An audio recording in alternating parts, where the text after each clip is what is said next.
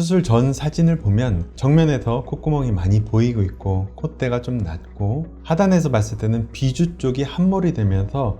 안녕하세요, 차민성형외과 민성기 원장입니다. 오늘은 코 수술하고 나서 비주에 심각한 구축이 왔고 코 안에 비중격이 완전히 무너져서 안장코가 왔고 비중격 자체가 완전히 구불구불하게 구겨져 있던 심각한 구축이 왔었던 케이스에 대해서 한번 같이 살펴보도록 하겠습니다. 환자분은 20대 초반의 여성으로 5, 6년 전에 코 수술을 한 번을 했었는데 하고 나서 1년 뒤에 염증이 생겨서 이제 전부 제거를 했던 분입니다. 수술할 때는 비중격을 쓰면서 비중격이 많이 무너졌었고 또 제거를 하고 나서 비주 쪽에 염증의 구축이 오게 되면서 비주조차 이제 말려 들어가 있는 심각한 구축의 상태였던 분입니다. 게다가 환자분은 이제 음주를 조금 좋아하시는 분이었어서 염증에 대해서는 좀 하이 리스크였던 분이었습니다. 그래서 이분에 대해서는 이제 코 외관상의 모습 말고도 코 안의 구조까지 같이 살펴보면서 재건을 했던 케이스입니다. 사진을 같이 보도록 하겠습니다. 환자분 수술 전 사진을 보면 정면에서 콧구멍이 많이 보이고 있고 콧대가 좀 낮고 하단에서 봤을 때는 비주 쪽이 함몰이 되면서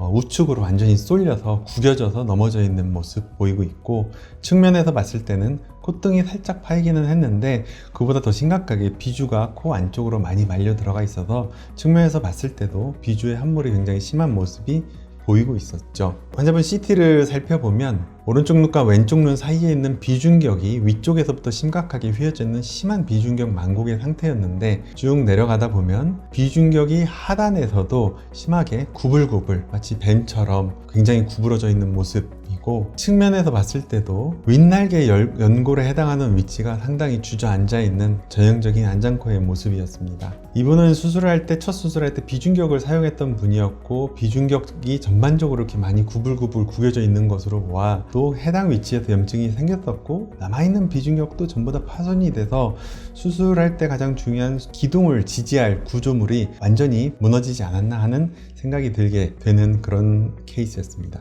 이분 수술의 핵심은 무엇보다도 비주입니다. 그리고 또 코안 구조물이 넘어져 있어서 숨쉬기 불편한 부분을 해결을 해줘야 되고 그리고 또 안장코인 부분도 감안을 해서 수술을 해야 되는 케이스인데 이게 비주 따로 또 안장코 따로 비중격 연골 따로 개선하는 것이 아니라 이 전체적으로 무너져 있는 구조물들을 안정적으로 잘 세워서 비중격 넘어져 있는 것도 세우고 그로 인해서 무너져 있던 안장코도 좀 버틸 수 있게 만들어주고 또 비주도 무너짐으로써 함몰되어 있던 것들을 내밀 수 있도록 만들어주는 이 3박자를 동시에 해결이 돼야 되는 케이스였고 일반적으로 저희 병원에서 비주 재건을 하는 케이스에서는 이제 비주 재건을 먼저 해놓고 한 6개월 정도 지나서 다시 재수술하는 경우도 있기는 한데 이 케이스는 약간 모호하기는 해서 한 원스텝으로 진행을 하기로 했었던 분입니다. 그래서 자가늑연고를 이용해서 코끝과 안장코와 비중격 망가짐을 전부 다 교정을 하기로 했었고 콧대 쪽에는 아무래도 염증의 하이리스크였던 분으로 판단을 해서 이제 실리콘 같은 보형물 쓰지 않고 진피 같은 안전한 재료를 사용하기로 했고 비주는 상황에 따라서 비주가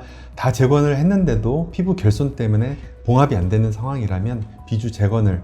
수술과 동시에 진행하기로 했던 분입니다. 환자분 수술 6개월 차에 찍은 경과사진 같이 보겠습니다. 환자분 정면에서는 수술 전에 비하여 콧구멍이 찝혀 있어서 양쪽에 비대칭이 심하였던 부분 그리고 비주에 내려왔던 부분이 수술 전에 비하여 상당히 잘 교정이 된 모습입니다. 하단에서 봤을 때는 비주가 오른쪽으로 치우쳐져 있던 부분 그리고 비주의 함몰이 굉장히 심하여서 콧구멍 비대칭도 있고 비주가 굉장히 어색했던 모습이 수술 후에는 위화감 없이 색깔 차이나 비주가 말려 들어감 없이 잘 교정이 된 모습이고 45도나 측면에서 봤을 때는 코의 시작하는 지점에서부터 코끝까지의 라인이 수술 전에 비하여 자연스럽고 곧게 쭉 뻗은 모습이어서 미적으로도 좀 더 완성도 있는 모습이고 또한 측면에서 봤을 때 비주가 매우 함몰이 돼 있어서 어색했던 부분 역시 아주 잘 교정된 모습입니다. 염증이라고 하는 거는 결국 단순히 염증이 와서 구축이 왔어요로 끝나지 않는 경우가 굉장히 많고 수술을 하면서 구축이 오면서 비주가 말려 들어간 것은 다시 살려내기 어려운 경우도 굉장히 많고 또 염증이 온 원인들 중에 코 안쪽 구조물들이 전부 다 부서져 있고 녹아버리고 이렇게 돼서 재건 자체가 어려웠던 분들이 굉장히 많습니다.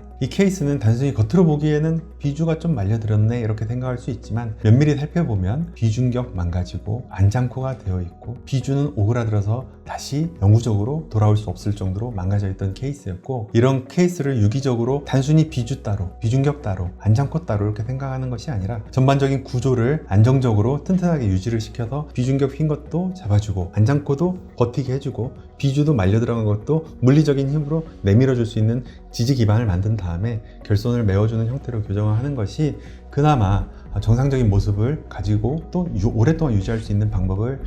찾을 수 있는 것이겠죠. 이처럼 구축이라고 하는, 그리고 비주가 말려 들어간 케이스는 사실은 대부분 병원에서 손을 못 대거나 한다고 해놓고 아무런 개선이 없는 경우도 굉장히 많이 있습니다. 물론 저라고 해서 뭐 항상 쉬운 건 아니지만, 이렇게 항상 모든 것들을 이제 원리적으로 생각을 하는 습관들이 이제 이런 것들을 조금 더 고민을 하게 만들고, 여러 가지 논문들을 찾아가면서 선례가 있는지 그런 것들을 같이 고민하고 논의하고 여러 선생님들과 같이 이제 토론을 해서 좋은 결과를 낼 수 있는 방법을 찾아내는 습관들이 좋은 결과를 볼 수 있었던 것이 아닌가 생각을 합니다. 항상 공부를 하고 고민하고 있는 의사들을 꼭 찾는 것이 결국 결과를 좋게 만드는 것이라고 생각을 하고, 위험스러운 상황, 그리고 코가 망가져 있는 상황에 봉착을 했을 때 정말 진심으로 고민을 하고 있고 어떻게 방식을 해결하겠다 이해가 되게 설명해 줄 수 있는 병원을 찾는 것이 가장 중요한 방법이라고 생각합니다.